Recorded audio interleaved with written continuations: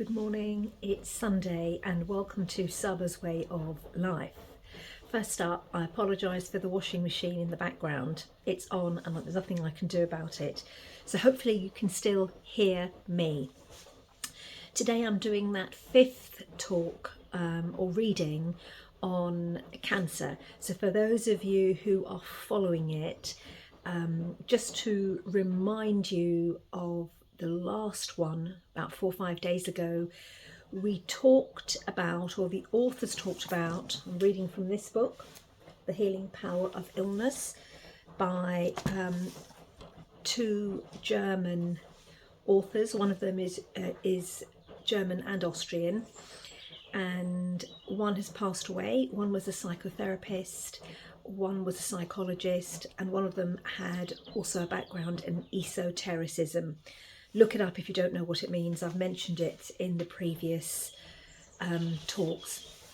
So in the last talk, what we finished off with in the book was when the authors talked about the cancer cell and how initially when the cancer cell is there, it works for the good of the entire organism.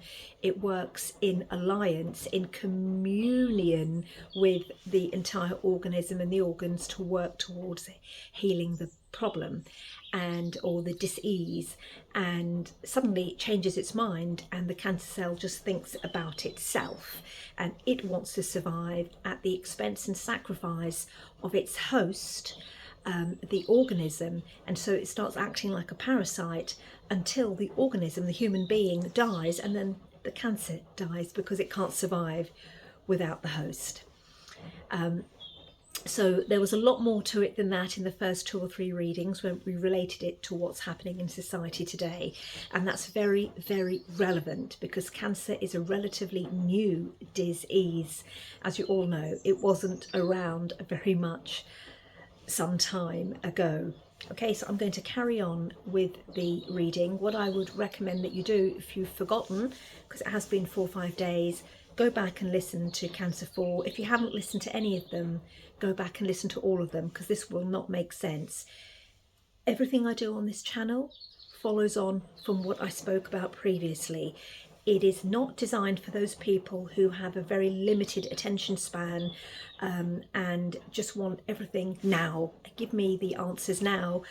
Get on with it. No, no, no. This is not the channel for you. This is a channel for those people who understand the importance of thinking, who understand the importance that learning and knowledge, real intelligence, comes from listening over a period of time, soaking in the information, and then using their own mind and their own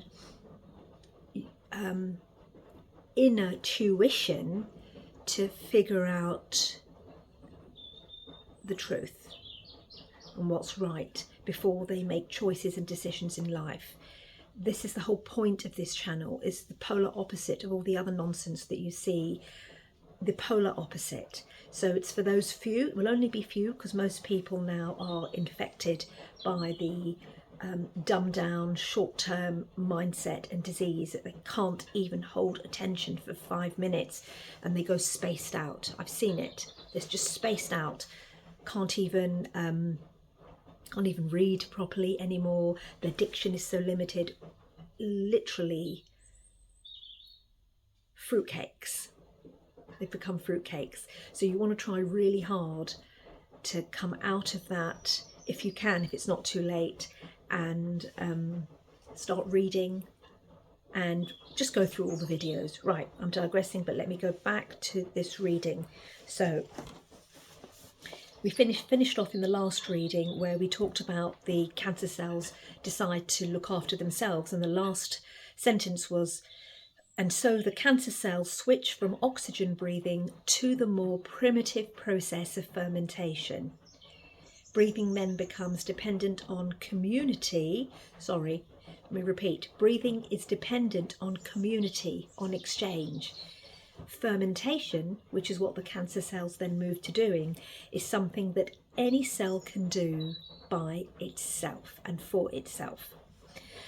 So moving on, This highly successful process of self-dissemination on the part of the cancer cells finally comes to a stop only when they have literally eaten up the person that they have used as their food source. The cancer cells eventually come to grief, in other words, over problems of supply. Right up until that moment, their behaviour is perfectly successful. There remains the question of why the formerly well-behaved cell should do all this. In fact, its motivation should be quite easy to follow. As a dutiful, constituent member of a multicellular human being, it merely had to perform the job laid down for it, which served to ensure the larger organism's survival. It was one cell among many, obliged to do an unattractive job for another. And for a long time that was precisely what it did. But at some point, however, the larger organism lost its attraction as a context for the cell's own development. A single-celled organism is free and independent, and it can do as it likes. It can make itself immortal by propagating itself ad infinitum. As part of a multicellular organism, the cell was both mortal and restricted. I hope you all understand what that means. The cell was mortal, which means it was human, and restricted because it can't just think about itself. It's part of a community of cells. So, is it so very astonishing then that the cell should recall its former freedom and revert to life as a single cell so as to realise its immortality by its own unaided efforts? It subordinates the former community of cells to its own interests, and by its irresponsible behaviour starts to realise its own freedom. And this is where people just act today through their own ego. It's about me. I've said this so many times. It's about me, myself and I. I am the only thing that matters in life. That is a cancer cell. A successful enough approach, certainly, whose basic flaw only becomes apparent later. Namely, when it becomes clear that sacrificing others and using them as a food source necessarily brings with it the cell's own demise. Cancer cells' behaviour is only successful so long as the human host survives. The latter's end, the human host's end, also spells the end of the cancerous development itself. This is where I talked about in the last cancer talk about implosion, that it's only so long that this selfish cancer cell will think about itself and feed, but eventually when that community itself dies, it itself dies too. That is, and there's a huge metaphor in this for everything in life. Every single one of you, because we're living in a very selfish society today, every single one of you will know, can relate, whether it's a mother, father, child, friend, community, who is a cancer cell. And if we look at the state as a whole, think about that too.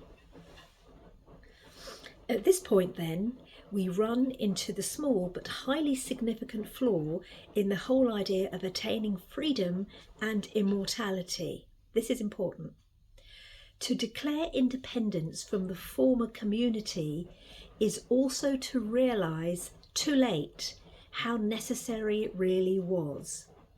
Human beings are not at all happy to give up their lives for the sake of that of the cancer cell.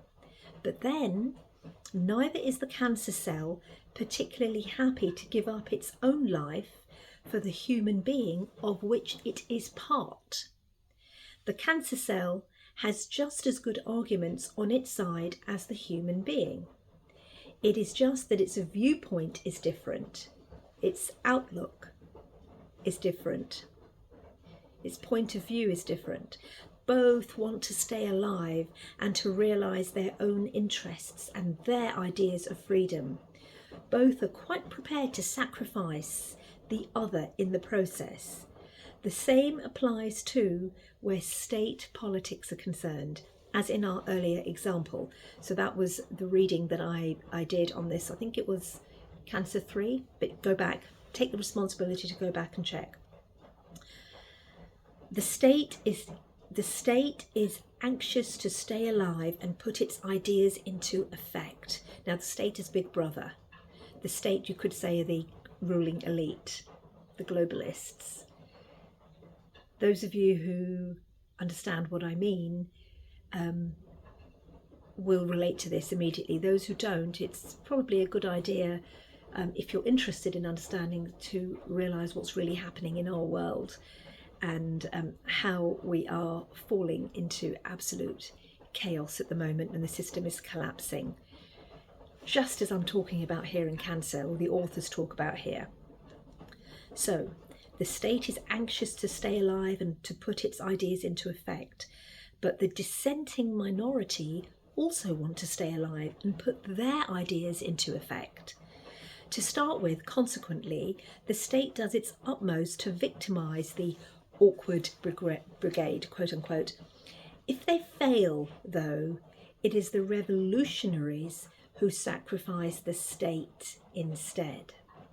Neither party has the slightest regard for the other. Similarly, then, we operate on the cancer cells and we irradiate and poison them for as long as we can. But if they still win, it is we who are sacrificed. It is nature's old conflict to eat or be eaten. Given, then, that we are aware of the cancer cell's recklessness and short-sightedness, how far are we also aware that we ourselves behave in exactly the same way, trying to assure our own survival on the basis of the same cancerous concept? This is where the key to the whole cancer process lies. It is no accident that we today are so afflicted with cancer, so anxious to fight it, and yet so unsuccessful in our attempts. Investigations by the American cancer researcher Hardin B. Jones have shown that the life expectancy of untreated cancer patients is apparently greater than that of treated ones. Well, that is a fact. I've done so much research on this. I'm not going to go into chemotherapy and radiation right now, but I'd like you to do your own research. As an illness, cancer is an expression of our time and of our collective outlook. What we undergo inwardly as cancer is merely what we ourselves are doing in our own lives. Our times are characterized by the reckless expansion and promotion of our own interests. This does make me smile, not in a delightful way, because there are so many people out there who have cancer and they can't see it in themselves. They can't see their own selfish ways in themselves, and yet society feels sorry. Oh, you poor thing. Oh, you have cancer. It's everybody else's fault. It's not about whose fault it is or whose fault it is. It's about the internal environment of that person with cancer. That's the key. So,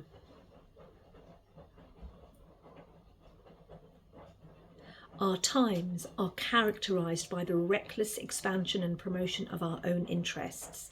In our political, economic, religious and private life, we do our ruthless utmost to push our own aims and interest to the morphological limit, which is the form, to establish basis for our own interests here, there and everywhere.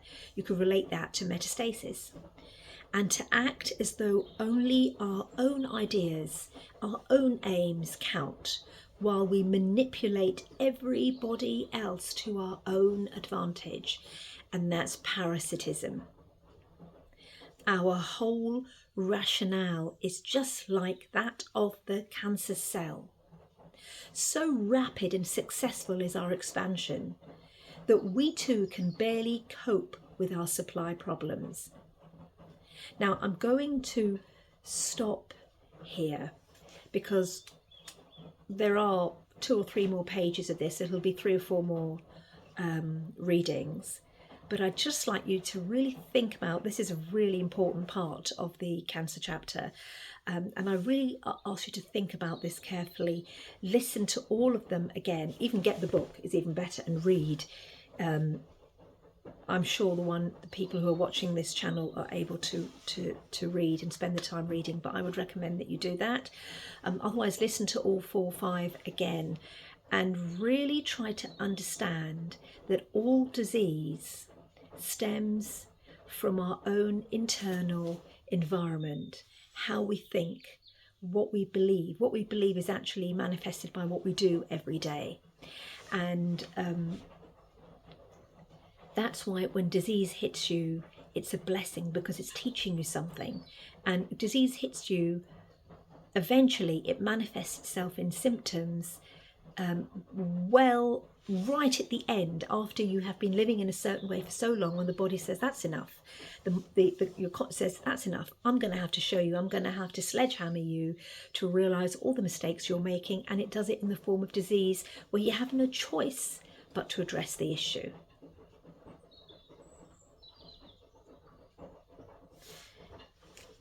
I'd really ask you all to think about this, because it's very, very important right now where we are in our world, both politically, financially, emotionally, and how we are being manipulated each and every day.